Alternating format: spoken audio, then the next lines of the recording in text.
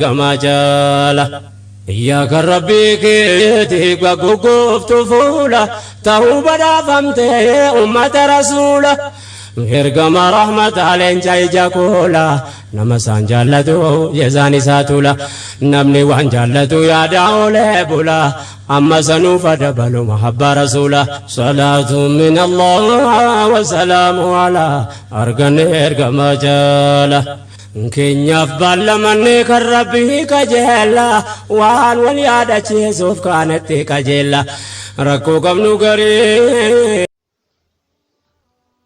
بسم الله الرحمن الرحيم الحمد لله رب العالمين الذي هدانا لهذا الدين وما كنا لنهتدي لولا أن هدانا الله الصلاة والسلام على أشرف المرسلين وخاتم النبيين ورحمة الله للعالمين سيدنا محمد وعلى آله وصحبه أجمعين. السلام عليكم ورحمة الله وبركاته. أهلا وسهلا ومرحبا بكم مشاهدين الكرام. جالتمو بوليين كينيا كبجمو شوفا كيسن ربنا غافر رحمن ربي هاجرا بكار رس جرا كوبي كينيا سجنتا دعوة مقارنة أديان تكاو والبرا كبيس أمنتي يوكيمون تكمبراتي فوليجينيت نجي عندفتن مرساف وتوقفالا سجنتا كابنة سينسيان أكم وجين وردفتن سينجن توليكا فدا ربيتي حركة وجين لا ديم ككلي عادة قمنا يرو كلي سدات متدري كي جرتي جنرال سبيكينج عسى ولي كلامين فوينتي وانتي توكو hamma dandeenyu ammas qofatti silaa kan ibsameen dhumne waa ergamtoota laalletti ture jechuu ergamtoota jechuun maal akka ta'an ergamtoota jechuun ka ilmuma namaarraa ta'anii rabbiin arkitee ilma namaa fakkaata akka nama arkitee dandeettiidhaan beekumsaan bilchinaan obsaan jabeenyaan waa cufaanuu nama baatee simachuu danda'u namaaf ergee daandii isaa akka arkitee barsiisan yookiin hubachiisanii karaa rabbitti ilmi namaa ga'u badhaasa namaaf rahmata addunyaatiif ergedha jechuudha. Ambiyoota kunniin gosa kamirraa yookiin immoo eenyurraa ergaman guujoo arkitee ilma namaa cufaa fi ganda cufa keessatti ergamtoota erginee turre jechuudha. Suuratul Raa'd boqonnaa 13 ayata 7 akkuma laallee turre jechuudha. Wali kulla qawmin haad cufa argitee gosaa fi sabaaf sablammii keessattuu qaceelchaa yookiin ergamaa jira. Eenyu karaa daandii rabbiitiin nama qaceelchu Rabbi argitee ilma namaa uumee akkanumatti hin dhiifne bilaash hin dhiifne jechuudha. Daandii nama qaceelchu godheef jechuudha. Akkasumallee gosa keenya keessa jira moo hin jiru waan jiru sun abboota seenaatii fi hayyoota seenaa qoratamuu fi ilaalamuun dirqama nuti addunyaa keessaa addaa miti dhala namaa keessa jirra kun wali kulli qawmin haada kuma rabbiin jee rabbiin nuufillee nuuf kennee jira nu badhaasee jira kan nutti dhufellee wanni laallu ilmi namaa bilchina qabu hubannoo qabu sammuu ofiin dhiphisin keessa jiru tokko kiyya qofaa osoo hin ta'in kan nama biraallee ta'e qaceelumaa fi dhugaa akkuma uummanni keenya kun jiru dhugaan ilma waaqaati jira. Dhugaan ilma waaqaa jechuun maal jechuudha? Waan yookiin ilma qabaa osoo hin ta'in waan dhugaa jaallataa dhugaa fedha jechuudha. Kanaafuu namni kamuu argitee bakka kamii haa taatu eessallee haa taatu dhugaa fi qaceeluma karaa ifaa fudhachuun dirqama akkuma ta'e jechuudha. Kanaaf ergamtoota lakkoofsanillee laallee turre. Rasuulli Rabbi salawaatu Rabbi salaamu alayhi sahaabaa isaanii Abu Dharr al-Ghifaari namni jedhamu radiyallahu anhu warda ergamaa rabbii gaafatee ture jechuudha. Qabla anbiyaa ergamtoonni meeqa ergamaa rabbii ka rabbiin erge anbiyoonni jennaan arkitee 124 jeen eenyu man awwaluhum jennaan awwaluhum Aadam anbiyaan jalqaba Aadam eegana ammoo rasuultonni kana keessaa meeqa jee Abu Dharr malletti deebisee gaafatu 313 jee deebisee ergamaan rabbii salawaatu rabbi salaam كما أولهم من أولهم أن ينتظروا إساني جت نوح عليه السلام جئن كبودن وأنبيوتا في إرجمتو تلي بودن نبينا محمد صلوات ربي السلام عليه أكتئ بدنا نس لا لفتين جتو كايو ربي سبحانه وتعالى ربي كولاي إرجمتو ترجب توكوفي توكو فجتو سنلي مالي أكم وكليسا سورة إبراهيم بقولنا كنا رفع لقوسة تكفر رت لعل يجوا ألف لام را جنة هقول على يجوا كتاب نكوني وني إرجمي في إرجمتون اللي هو وني إرجمي لتخرج الناس من الظلمات إلى النور دكان الشركي كيسا جرا إفا توحيدا كرا إسلامنا كرا ربي توكيتشات كأجل في يجوا from darkness to light of Islam كنا في إرجمن يجوا كنا جبابنا الله لجر warreen arkitee ergamtoonnummaan kun ergaan kallattiidhaan biraan gahin rabbiin ammas akka ergaa kana biraan ga'u waadaa seenee jira jechuudha. وعدا سينجر سورة أم اللي فصلت وقلنا فتمي تكفى لقوش شنتمي سدف الرد سنريهم آياتنا في الأحفاق وفي أنفسهم حتى يتبين لهم أنه الحق أولم يكفي بربك أنه على كل شيء شهيد بك طرف عند طرف بندي لفا عند لفاتك كابا كبتي ittiin gahanin argisiisaa jira tokkummaa kiyya akka tookiti ana qofa waaman dhagaamu kadhiisanii jechuudha. Kana sammuu namni dhala namaa ta'e qabu ni beeka beekan jallatee dide malee itti garsiisa jira. Ani immoo haqa garsiisuudhaanaaf qofti gahaadhaa jira jechuudha. Kanaaf rabbi nagitee ergamtoota cufaawwanni ergeef faayidaa wayii ofii keessaa argachuuf osoo hin ta'in nu qofa dhala namaa akka nu kabajee fayyadamaa akka taanuuf waan nu gajiitiif akka hin bitamneef jechuudha.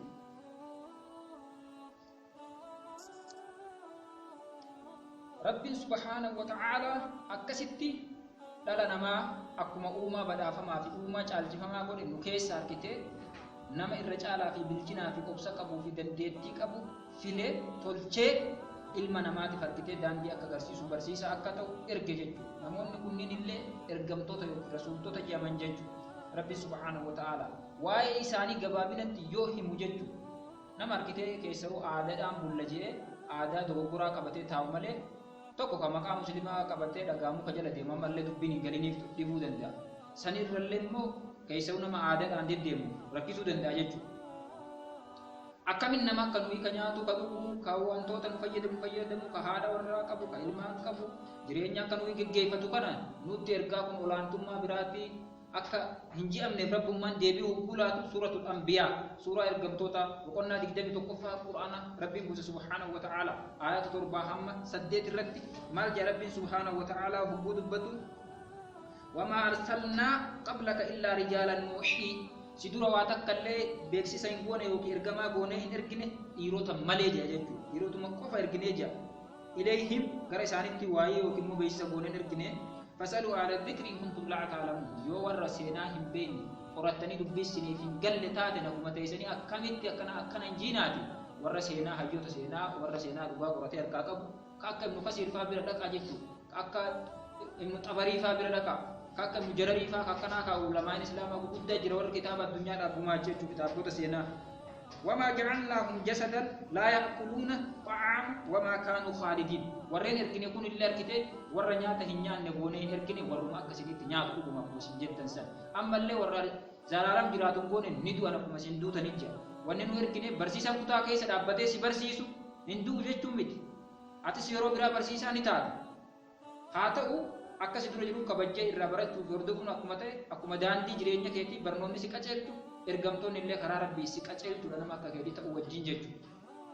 Kana hubachuu qabajeetiin amana kuyyoo kan nama ulfaatu taate gisee takka wanni nama kamuu yookiin yeroo takka yaadachiisuu barbaadu waa'ee kana keessa'u warra arkitee amantii musliimaa qabuu fi amantii kiristaanaa fi amantii kitaaba katabamee yookiin yahudaa yookiin immoo jidiizimii harkaa qabu irrakkisu waa'een ergamtoonni nama keessaa ergamuu ni amanan jechuudha. Haa ta'uuti warra amantii akka waaqeffannaatiin bulu amantii akka ta'oozimii, shintoonizimii, hinduuzimii kanneen hin bubbulanii fi kana fakkaatan amantii aadaa abbootatiin aadaa rabbiitiin osoo hin ta'in aadaan rabbiin godhe cuftinuu bareedu aadaan asitti rabbiin godhe cuftinuu halaal aadaan markitee namni tolchee jee keessa waan gaarii yoo ta'e ni fudhatama waan hamtuu yoo keessa jiraate tarabbii dura dhaabattu ni haqamti jechuudha. Warreen akkasitti ulfaachuu danda'a. Akka ulfaanne namummoo rabbi ni beeka jechuudha. Akkuma kaleessa dubbachaa ture suuraa Ibraahim boqonnaa 14ffaa ayata 10 irratti jechuudha. Afillaa shakkun faatiri samaawaati wal ardi rabbi samii fi dachuun mee irratti shakkii namuu qabu akka jiraatu waaqa ni beeka jechuudha. Allah subhaanahu wa ta'ala ni beeka.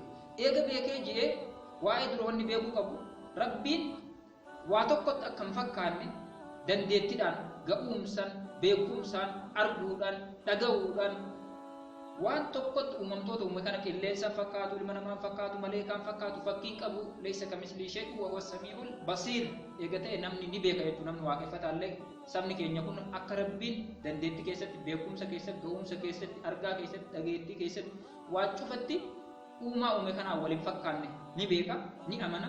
Kun argitee akka saba keenyatti seenaan saba keenya maal akka ture isaa akka fudhame ka ibsu waayyoota seenatiin dhiibna jechuudha. Rabbiin eega arkitee jiraachuu isaa amanamee dandeettii isaa amanamee jee duruma jira uumamaa miti rabbiin uumadha waan ta'eef jalqaban qabu بودي سات اللي سمتا فرقته بود اللي بكا كان دابتا هنقبو جج رب سبحانه وتعالى كنافو دندتي سا كيست اللي بوتو دهرين انقب دندتي سا كيست ايغا كان تيجي بودي ربين وممتوتا اومي وان غاري دلغو جالتا ربين وان بريدا تولچو جالتا تولچو وممتوتا چفاو uumamni dura rabbiin uume jee dachii fi samiin walitti turanii bifa bingbaan itti waliin joosan quraanni suuratu anbiyaa boqonnaa 20 lakkoofsa 30 irratti ni ibsa laaluu dandeessanii eegaa achi turee jee booddee lafa uume rabbiin dachii uume guyyaa harkitee alhadaa fi isniinaa keessatti dachii uume eega dachii uume jee guyyaa immoo talaasaa yookiin immoo guyyaa kiibxataa fi arbaa keessatti waan dachiirra jiruu fi gaarree wantoota garaagaraa qilleensa kanneen uume eega san booddee immoo guyyaa harkitee khamisaa fi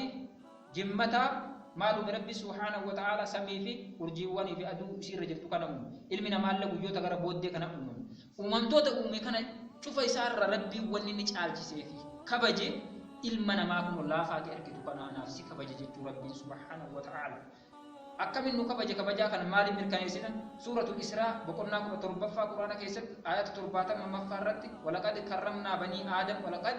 كرمنا بني آدم وحملناهم في البر والبحر ورزقناهم من الطيبات وفضلناهم على كثير ممن خلقنا تفضيلا يا رب جدّ ilma namaa ummatti kabajne ol fuunee sadarkaa isaa dachii bishaan hin qabne bahar jedhamte barri jedhamti dachiin immoo wanni bishaan qabu immoo bahar jedhama kana irratti illee ol taasifne jedhamu ilma namaa moo'ee jira ni moosifne jedhamu uumamtoota uumne kana cufaa'u ammallee waan kana mirkaneessu boqonnaa suuraa quraanaa boqonnaa lammaffaa yookiin suuratu baqaraa ayata 29 irratti wallazi khalaqa lakum maa fil ardi jamii'aa jedhu wantoota dachiirra jiran kana cufa isaatu iyyuu rabbiin ofii waa cufayyuu of caalchisee caalaa ta'uu wajjin uumamtoota uumammoo keessa ilma namaa caalchisee wantoota cufaa dachiirra uumame kana cufaa tasamii keessa jiru cufaa ilma namaaf akka kabajaa kenname ilma namaa kabajee ol fuudhee sadarkaan caalchise jechuudha.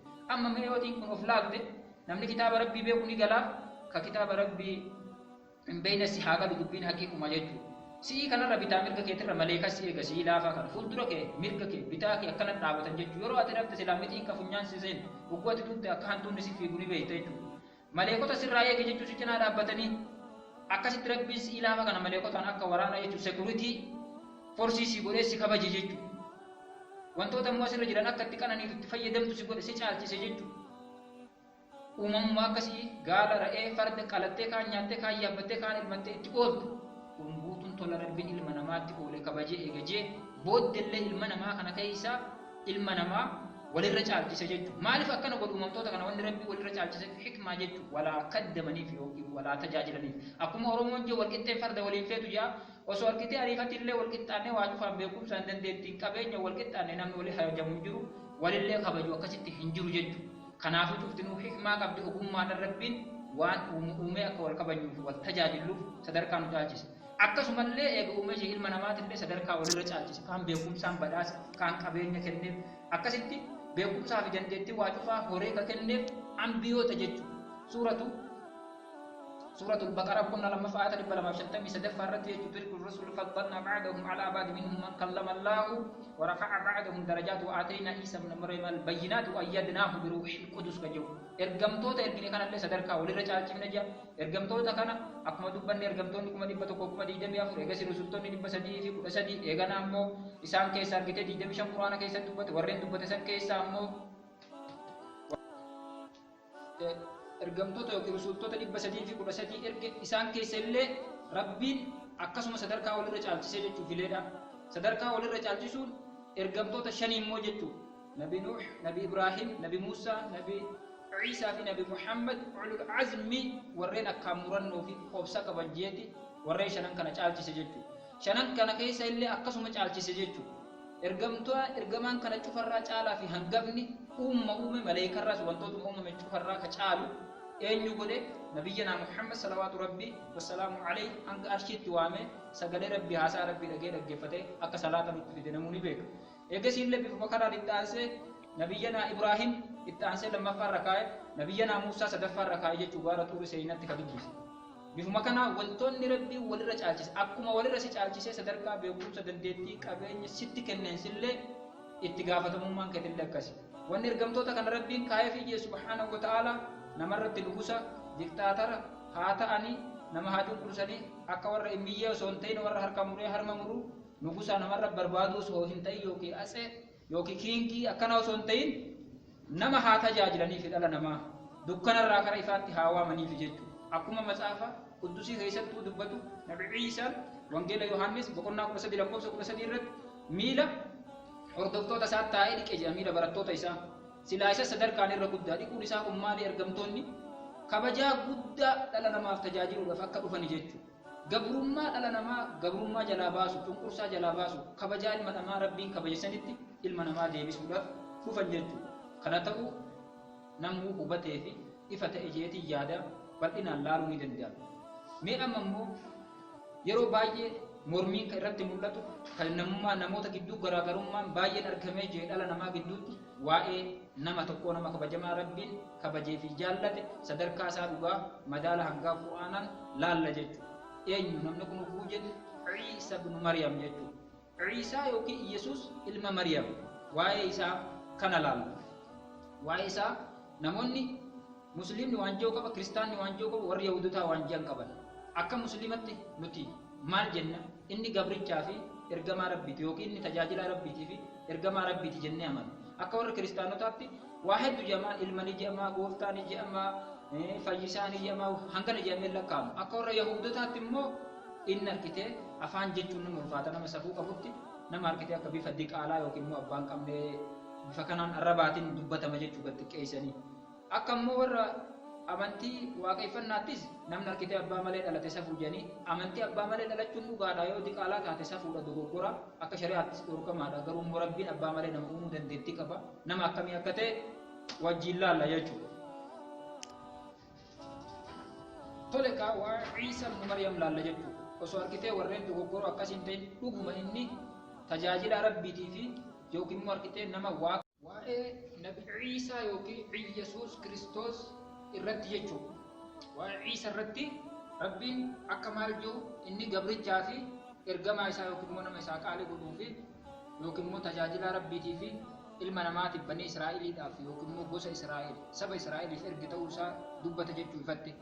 Garuu haa ta'u immoo wanni nan har'a bakka kana dubbachuu barbaade haqa isaa isa dhugaa kana namummoo yahudoonni illee akka dubbii akkas jedhanii dubbii maqaa xureessaa san jedhanii miti akka immoo harkitee warri waan beeyne immoo awaamtonni isa waamanii sanillee miti akka immoo warri kiristaanaa wantoota adda addaa ilma abbaa waaqa maarra jedhanii kanaa miti.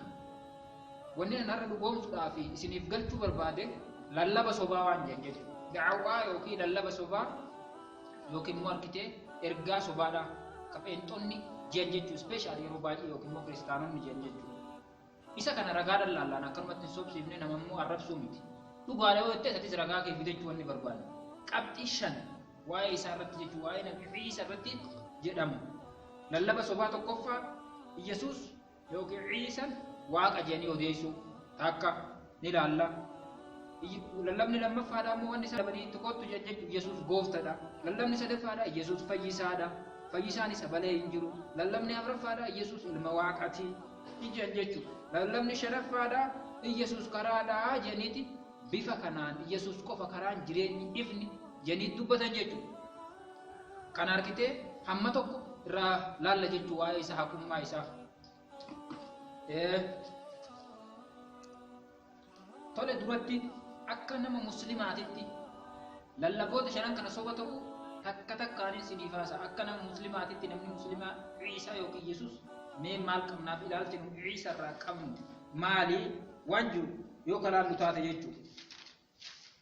Tole kaa Ciisaa akkuma reefsin hin jee jechuudha. Ulul azmii shanan keessaa ergamtoota shanan gurguddoo kabajamoo keessaa tokko ta'uu muslimni ni amana. Ciisaa yookiin Iyesuus abbaa malee karaa ergamaa Jibriiliin uumamuu isaa argamuu isaa ni amanna. Ciisaan yookiin Iyesuus izni yookiin hayyama rabbiitiin nama du'aa kaasuu fakkeenyaaf du'aa namni du'aa inni kaase keessaa nama Aazaar jedhamu akkasumallee nama Seem yookiin Saam ilma Nuuhii kaasuu jechuudha. Fi kabiroollee muraasni ni jiran. Kanniin ta'uu ni amanna. Akkasumallee nama bal'aa ija malee akka iji kun hin jirre dhalate fayyisuu isaa ni amanna. Akkasumas nama baras yookiin bifa qomaataa fi waan kana fakkaatu itti bahe izni rabbiitiin hayyama rabbiitiin yaaluu yookiin immoo fayyisuu ni amanna jechuudha. Akkasumas wantoonni namni manatti nyaataa ture yookiin banni Israa'el nyaataa turan waan akkanaa nyaattee dhugdee baate jee odeessuu fi kammoo inni ganaa manallee kaayyatee ol kaatee fudhachuu deemullee itti haasa'u. Akkasumallee immoo horofarra yookiin dhoqqeerra waan akka bifa shimbiraa yookiin immoo simbirroo qabdu uumuu jechuu hayyama rabbiitiin. Egaa isii bocee jee booda immoo akka walitti kaa'ee jee wuguu hafuura isaatti afuufe hayyama rabbiitiin fatakuunu xayran biiznillah. Akkana akka taatu ni amanna. Kun cuftinuu immoo nuti kata'een kennaa kan akka kennameen raajii yookiin mucjizaa kan akka argateen hayyama rabbiitiin rabbiin argitee yeroo ergamtoota kamuu ergu argitee bilbayyinaati yookiin immoo ragaa ifa galaa kenneef nabi Iisaadhaaf illee kana kenne. Akka yeroo sanii fi akka bakka saniitti waan erguuf jechuudha. Yeroo sanitti wanni barbaachisaa fi uummanni ittiin rakkatee jiru uummanni Israa'el gabrummaa Roomaanotaa jala jiraachuu wajjin akka namaatitti akka immoo dhukkubaatitti dhibeewwan hedduu biyya san keessa babal'atee ture. Dhibeewwan doktoroonni namaa hin dandeenye fayyisuu dadhaban kana inni hayyummaa rabbiitiin bismillaa jee maqaa rabbiitiin fayyisaa ture jechuudha. Uguun kana inni akka argitee rabbi biraa ragaa qabatee dhufe akka karaa isatti amananiif rabbiin akkasii erguu ni amana. Kana qofaa miti innummaan mataan isaa Ciisaa yookiin Yesuus Kiristoos kitaabuma isaanii kana keessatti jechuudha hojii ergamtoota The Book of Acts ka jedhamu boqonnaa 2 lakkoofsa 2 irratti ni dubbata jechuudha waa'ee kanaadha. Maal jeeti dubbata jechuudha? Yaa ummata Israa'el nama argitee Yesuus biyya Naazireet kanaan raajiin garagaraa isin gidduutti hojjetamuun tan waaqaa ta'uu akkasitti ibsa jechuu kana bal'inaan dubbifamuu fi ilaallamuu danda'a. Akka nama musliimaatti ni amanna. Gabaabinatti Qur'aanni waa'ee Nabi Ciisaa yeroo 25 ol dubbatee waa'ee isaa ifa godheen nu hime jechuudha. Waa'ee isaa yoo gabaabina ilaalle jennu fakkeenyaaf suuraa boqonnaa 43 lakkoofsa 59ffaa suuraa boqonnaa 3ffaa lakkoofsa arkitee 33 irraa hanga 63 fi suurota biroollee suuratul Maariyaam yookiin boqonnaa 19ffaa lakkoofsa takka irraa hamma 40tti waan jiru laaluu dandeessan. Gabaabinatti mee akka musliimatitti haa laallu jechuudha. Mee eessa fudhannee laallaa suuratul Ali Imraan boqonnaa 3ffaa lakkoofsa 45 irraa haa laallu mee. إذ قالت الملائكة يا مريم ملائكون نجت مريم ملائكون عنقفني ملائكوتا يوكي رؤوس الملك دورسا ملائكوتا أن يران دورفمون جبريل دورفمون ملائكون اتدفني جبريل اتهاس مريم مال جاني اتهاس اجتشود جبريل مال جين إن الله يبشرك ربي سيغم مجيس افتاء بكلمة اسمه المسيح عيسى بن مريم بكلمة جتشان سيغم مجيس افتاء جتش إسا براتئين sigammachiisuuf ta'a sababa jecha saniitiin kan uumu jechuudha sababa jecha rabbiitiin rabbiin argitee waan takka uumuu fedhu ni ji'a kun ji'aani fayakuun ta'ee argama jechuudha Iisaan illee argitee outputii yookiin riizaltii jecha saniiti malee jecha sanii miti jechuudha jecha rabbiitii miti Iisaan garuu immoo wanti kamuu anillee atillee akkuma jecha rabbiin ta'e nuun jee nama taanee argamnu sareenis akkuma saree taatee argamte gaarri gaara dhagaan dhagaa samii dachii akkuma taatee argamte jecha kun jedhu rabbiin ta'e jedhee argamsiisee jechuudha. بكلمة منه جج إسا براتات كأرجم اسمه المسيح مكان إسا مسيحية مجد اسمي لك بايوكي مكا فاروق جتو مسيح جتو حقا يوكي حتى جتو نموت بلا نموت كنفكاتا حتى فيسو جتو عيسى بن مريم مكا حالة وامجت ربي كنو سبب النباه كم نفكسي وام وجيها كبجما يوكي الفاتح في الدنيا والآخرة غدا آخرات اللي ومن المقربين يجسي الله الكتاب ورى الكتاب ربتي فمو يوكي مو warra arkitee kabajamoo warra furdoos irraa ta'uu isaa jechuudha wallahi rabbi yookiin immoo akkas warra jannataa ta'uu isaa hima jechuudha rabbi subhaanahu wa ta'ala.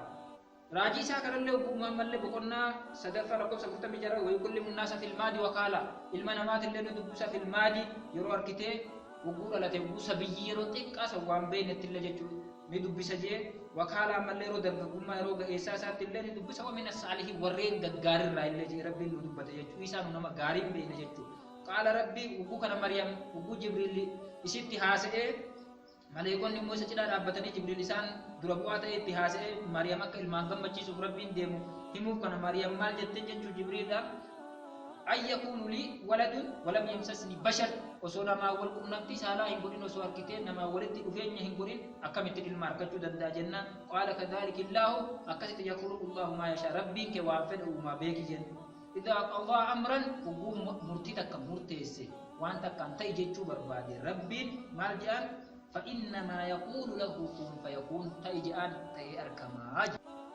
أقسم الله ربي سبحانه وتعالى ويعلم الكتاب والحكمة والتوراة توراة في كتاب بمرو كتبه دبسوا ليس برسيسا جئهم يمجد جبريل ورسولا أما اللي إرقما قليس إرقاج ربي ججو يسد إلى بني إسرائيل قرى سبا إسرائيل جمت إرقا ججو سبا أكا هولاد أما إيه قبرمان ورى رومانوتا يوكي قبرمان ورى رومي في غريك دماسته في قبرمان أكاموكا واقع رامفتني جني أكا هولاد قرار رمكريتي قرى بني إسرائيل ترقما جي أكو موانجيلا ماتيوس بقولنا رشان لقوس جدّا من أفرورة يجوا أني كرا أمة إسرائيل كهولا دم كرار ربهتين إرجمي إنه يجوا وقوسا إني إيسان قد جئتكم بآية من ربكم وقوما سنتم في آيات ربك جبرا كبتة وانتوتا كريف واسون نسأل أن يخلق لكم من الطين كهيئة الطير وأنا كركتير دفاع يوكيم مور كتير بوجر شبرا كبسني أوما حروف الرف أنفخ فيه فيكون الطير بإذن الله أيما ربي تنركتير وانت سل الله قرا للتفوفج ربي نركتير الله تنافقون أجي إني بررتي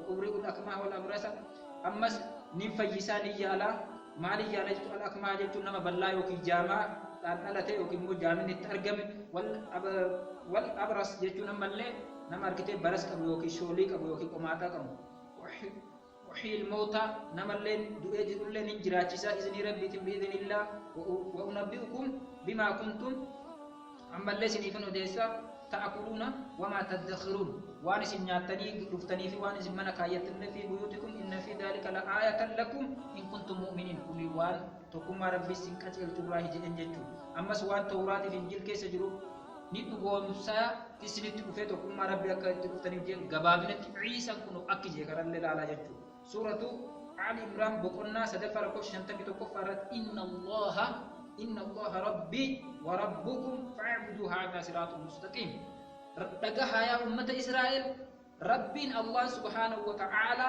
وإن الله جاء سبحانه وتعالى جبر ما كي يغوفتا كي يافي كيسني إسا جبر كرام إسا قف جبرو كراك أشيلو ماتي يجين أكما وانجيل ماركوس بكونا لما فعل كوس دي مسدتي هم سجل الرتي يا أمة إسرائيل يا بني إسرائيل ندقه ربين كي يافي غوفتا كي يافي كيسني اللي قبا إسا غوفتا رجي إسا نتججو كوني لال كتابني والسما دي مججو كنافو وين إسا قرآنا همنا قف سلطاني أكا دبفتن يروم مجاجر كوني شرع سنيفين لالا هاتو قرى بايبلي تدي مي وانتو تسان جانكانا كجيبة وانتو تكابتي شنر ريف دبن نسان كيسا أما مراسة توقف ولين هارا مججو تولي كابتن درادا يسوس واقع جنين لمن للبا يرو باية كنان نمراكسا يسوس واقع مي أكمت واقع تأيه وبو جامو رغاف جيتو كبنام تو كوان جيتو كورت يرو نركت يرو رغا ولد تفادي جيتو Jesus Jesus Christ never said wonguma yu hinjen I'm God worshiping him arabbi na waqaisa yokin gabbaran jid kanafu nama anarkite waqaisu qabdan nunje Jesus rambe ka jechu arkite kabbar rabe buda ka jensan buda ta uda sharambe kanafu hay kana soba ta arkine jechu inuma Jesus mal jechu ngela marcos ko na ko la marcos di de de masagali rabbi to ko fa akata ibsejira amma so ngela Matthews ko na jalo ko se di de furit goftoli lama wal bira qabdani wa gofta su yoki mo waqai su nin dadda muje goftan nugara to ko fajjira ji akasuma le qur'an arkite suratul laml bokonna ko suratul nahl bokonna ko jafa la ko shanta mi to ko rabbinille ilahi yoki gabbara mala wal cina hin qabina jaye to ko ilahi kawantu ak kristanon yo wae kana gafatani mi akamiti jesus waqa ta udanda janin yero ba iragan isan nama yesu yalan wangela yohannes bokonna to ko se to ko wanjiru majamara qal nabare qal ka exer zandi nabare qalu rasu exer nabare jecha kana gun kumati wallaqa logical kite wallaqa walitti nyaatu jechu nama ga qabela ale jalqaba sagalen rabbi birature sagalenu rabbi ture akam jechu me ko kuni waan furata man kamne kana karagaatti deesan jechu jalqaba wa hunduma dura silamaat ta'u qaba ture waaqa ta'u qaba sagale duralle jalqaba waaqatu yokimmo rabbitu allah ture subhanahu wa ta'ala egesimmo waaqa waayni jecha qaba ture jechu qaba jecha ni dubbata rabbi waan ta'e dubbi sammal dubbii sunillee kanuma rabbiitii jenna ture jechuudha. Wantoonni cuftinu uumamtoonni cuftinu dubbii yookiin immoo jecha rabbi biraa kun ta'e fayakuun ta'uu sanii uumame jechuu qabna malee loojika kunillee fudhatamaa qabu akkasitti asirreeffatan kanallee itti himnaa jechuudha. Kanaafuu ammallee dogoggora baay'ee jira jechuudha. Fitsum amlaaka waan jedhan tokko jira jechuudha. Nama guutuu waaqa guutuu. Namni dhugaadha namni guutuun ulaagaa nyaachuu dhuguu qaba. Namni guutuu waaqa ta'uu hin danda'u. Waa'ini guutuun illee amala namaan qabu akkuma jenne wal dhaba jechuudha. Kunillee dubbii matummaa isaatu mataa miilli wallaahu jechuudha. Ifiin akka nama fudhateeti baabiliin ofumaa fudhaa ifiin dandamne jechuudha kana namni wanti hin fudhatu. Ammas yeroo kara biyya lafaa kanatti dhufe foon uffatee dhufee jira. Yeroo immoo samii ba'e hafuuraan kute rabbi ta'ee jira. Akkasiin taanillee wangeela Yohaannis boqonnaa 3 lakkoofsa 13 irratti inni harkitee gara samiitti ol ba'e sunillee ilmuma namaatii jedha. Haa dubbifatanii haa laalan. Ammas Luqaas 24:29 irratti waa'ee harkitee Iyesuus akka nyaatu, akka dhugu, akka qaama akka keenyaa kana qabu ifatti dubbatamee naqa qabadhaan alaala hojii akka mamiin itti uumamne jechuudha. Waan akka ekeraa tokko kan ta'in ammallee bifa ekeraatiin hin jiru samii lammaffaa keessa ba'ee rabbiin kabajee jira. Nama harkitee waggaa dheeraa waggaa kuma lamaa ol lubbuun hangammaa qaaman samii jiru jechuudha. Eeganaallee gaddeebi'ee nyaatee dhugee bifa namaatiin hoogganee karaa shari'aa namni Muhammad irra jiraate ni du'a jechuudha. Akkuma Quraana irratti jiru sababni dhufiitti isaa sun mallattoo qiyaamaa last day the day of resurrection dhiyaachuun mul'isa jechuudha. Innahu la'ilmun lis-saa'a inni dhufuun isaa sun guyyaa qiyaamaa dhiyaachuu barsiisa. Akkuma rabbiin suuraa boqonnaa 49 lakkoofsa 61 irratti jedhe. Kanaafuu namni foon ta'ee jedhanii ammas namaa odeessan jechuudha. Yohaannis 1:14 irratti sagalee sun harkitee bifa namaatiin uumamee nama ta'ee foon ta'ee argame jedha. Sagaleen wanni kamiyyuu sagalee rabbi kun ta'i jecha jedhuun argame malee sagalummaa sun dhufee Yesuus sagalee sanii miti. Kana namuuf galuu qaba jechuudha. Bu'aa sagalee saniiti. Mariyaamitti rabbiin Jibriil ergamaa jedhamu erge. Ergee maal jeen? Hey there. Subscribe to my channel. And also press this bell icon.